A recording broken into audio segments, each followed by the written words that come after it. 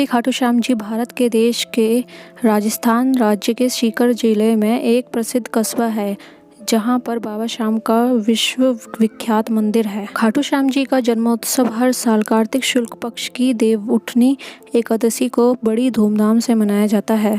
इस मंदिर में फाल्गुन माह की शुक्ल पक्ष की द्वादशी यानी कि 12 के दिन श्याम बाबा का विशाल मेला बढ़ता है। इस मेले में देश विदेश से श्याम बाबा के लाखों भक्त सम्मिलित होने आते हैं। यह मेला राजस्थान में सबसे बड़ा मेला माना जाता है। दूर दूर से भक्त इस मंदिर में माथा टेकने यूं ही नहीं आते हैं। कलयुग में अवतारी खाटू श्याम बाबा का साक्षात चमत्कार भक्तों को बार बार बाबा के दरबार में आने के लिए उत्साहित करता है। यह मंदिर बड़ा चमत्कारी है और इस मंदिर में बाबा का शीश और धनुष पर 3 बाण वाली छवि स्थापित है।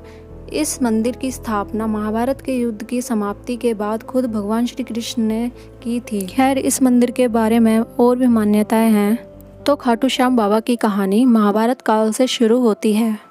हरियाणा राज्य के पानीपत जिला में समलखा कस्बे से लगभग 5 किलोमीटर की दूरी पर स्थित चुलकाना गांव, जो अब चुलकाना धाम से प्रसिद्ध है, यही वह पवित्र स्थान है जहां बाबा ने शीश का दान दिया। चुलकाना धाम को कालिकाल का सर्वोत्तम तीर्थ स्थल माना गया है। चुलकाना धाम का संबंध महाभारत से जुड़ा है। पांडव पुत्र भीम के पुत्र कटोरगज का विवाह दैत्य की पुत्री कामकंटकटा के साथ हुआ था। इनका पुत्र बर्बरिक था। बर्बरिक को महादेव एवं विजय देवी का आशीर्वाद प्राप्त था। उनकी आराधना से बर्बरिक को 3 बाण प्राप्त हुए, जिनसे वह सृष्टि तक का संहार कर सकते थे। बर्बरिक की माता को संदेह था कि वह पांडव महाभारत युद्ध में जीत नहीं सकते। पुत्र की वीरता को देखकर माता ने बर्बरिक से वचन मांगा कि तुम युद्ध तो देखने जाओ, लेकिन अगर युद्ध करना पड़ जाए तो तुम्हें हारने वाले का साथ देना है। बर्बरिक ने अपनी माता जी को वचन दिया कि मैं हारे का सहारा बनूंगा और घोड़े पर सवार होकर चल पड़े युद्ध देखने के लिए। उनके घोड़े का नाम लीला था। युद्ध से थोड़ी ही दूरी पर उन्होंने पीपल के पेड़ के नीचे अपना घोड़ा रोका और थोड़ी देर के लिए विश्राम के लिए बैठ गए। उन्हें दोनों दलों के वीरों ने घेर लिया। सभी का एक ही प्रश्न था, आप किस ओर से युद्ध करेंगे? किसी भी दल की ओर से नहीं।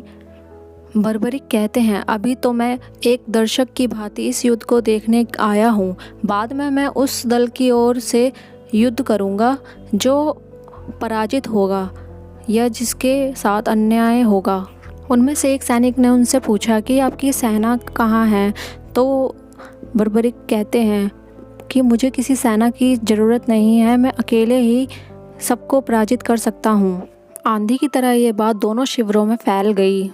भगवान श्री कृष्ण सोच विचार करने लगे कि यदि वास्तव में ही वह वीर निर्बल पक्ष का साथ देगा तो पांडव की विजय होते ही कौरव निर्बल हो जाएंगे। फिर वह वीर उनकी ओर से लड़कर पांडवों की विजय को पराजय में बदल देगा। क्या यह वास्तव में ऐसा धनुधार्य है जो 2 बाणों से ही शत्रु सेना का संहार कर सकता है? ऐसा सोचकर भगवान श्री कृष्ण ने ब्राह्मण का वेश धारण कर बर्बरिक को रास्ते में ही रोक लिया और उनसे पूछने लगे कि तुम कहाँ जा रहे हो? तो बर्बरिक ने जवाब दिया कि मैं तो कुरुक्षेत्र की लड़ाई में शामिल होने जा रहा हूँ। भगवान श्री कृष्ण ने कहा, ये कोई बच्चों के खेलने की जगह नहीं है, और हंसकर उनका मजाक उड़ाने लगे। तो बर्बरिक ने कहा, देखो ये मेरे 3 बाण देखो, एक बाण से ही मैं पूरी शत्रु सेना का नाश कर सकता हूँ और उसके बाद भी ये मेरे तर्कस में ही आएगा। इस तरह मुझे दूसरे बाण की आवश्यकता ही नहीं होगी। इस कुरुक्षेत्र में लड़ने के लिए मेरा एक ही बाण काफ़ी है। और इसी प्रकार मेरे पास तो 3 बाण हैं और एक बाण को चला दिया तो ये सभी को मारकर ही मेरे पास वापस आएगा। और ऐसे ही अगर मैंने 3 बाण चला दिए तो पूरे 3 लोक में हाहाकार मच जाएगा। ब्राह्मण बने श्री कृष्ण ने बर्बरिक को चुनौती दी, यदि ये बाण इतने ही चमत्कारी हैं तो मुझे भी इनका चमत्कार देखना है। तो इस पीपल के सभी पेड़ के पत्तों को भेद कर दिखाओ। पेड़ पे लगे हैं उन पत्तों को और जो नीचे गिरे हुए हैं उन पत्तों को एक ही बाण से एक ही बार में भेद कर दिखाओ। बर्बरिक ने कहा, इसमें कौन सी बड़ी बात है। उन्होंने चुनौती स्वीकार कर ली। फिर बर्बरिक ने अपने तुमिर से एक बाण निकाला और भगवान शिव का स्मरण कर वो बाण पेड़ पर चला दिया। पलक झपकने से पहले ही बाण ने सभी पत्तों को भेद दिया और भगवान श्री कृष्ण के पैरों के इर्द गिर्द चक्कर लगाने लगा। क्योंकि एक पत्ता भगवान श्री कृष्ण ने अपने पैरों के नीचे दबा रखा था और वो बाण उसको भी भेदना चाहता था। तो बर्बरिक ने कहा, हे साधु महाराज, आप अपना पैर हटा लीजिए, वरना ये बाण आपके पैर को भी नुकसान पहुंचा सकता है। तब भगवान श्री कृष्ण समझ गए थे ये महादेव के वरदान का परिणाम है। श्री कृष्ण ने बर्बरिक से पूछा, तुम इस युद्ध में किसका साथ दोगे? तो बर्बरिक ने जवाब दिया कि जो ये युद्ध हार रहा होगा मैं उसके साथ रहूँगा। मैंने अपनी माँ को वचन दिया है, जो पक्ष हार रहा होगा मैं उसके साथ रहूँगा, मैं हारे का सहारा बनूँगा। तो श्री कृष्ण जी ने बर्बरिक से कहा कि वो उससे कुछ दान में चाहते हैं। तो बर्बरिक ने कहा, मांगो, आप क्या मांगना चाहते हो? जो मेरे सामर्थ्य में होगा मैं आपको वचन देता हूँ, मैं आपको अवश्य दूंगा। यह बात सुनकर भगवान श्री कृष्ण जी कहते हैं, अगर ऐसा है तो आप मुझे अपना शीश काट कर दे दीजिए। बर्बरिक सोच में पड़ गए, लेकिन अगले ही क्षण उनको याद आया कि उन्होंने उनको वचन दे दिया है। बर्बरिक समझ गए थे कि ये कोई साधारण ब्राह्मण नहीं है, तो उन्होंने उनसे उनके वास्तविक रूप में आने की प्रार्थना की। भगवान श्री कृष्ण ने बर्बरिक को अपना विराट रूप के दर्शन कराए। बर्बरिक ने हाथ जोड़कर उनसे प्रार्थना की कि वह अंत तक, युद्ध की समाप्ति तक ये युद्ध देखना चाहते हैं।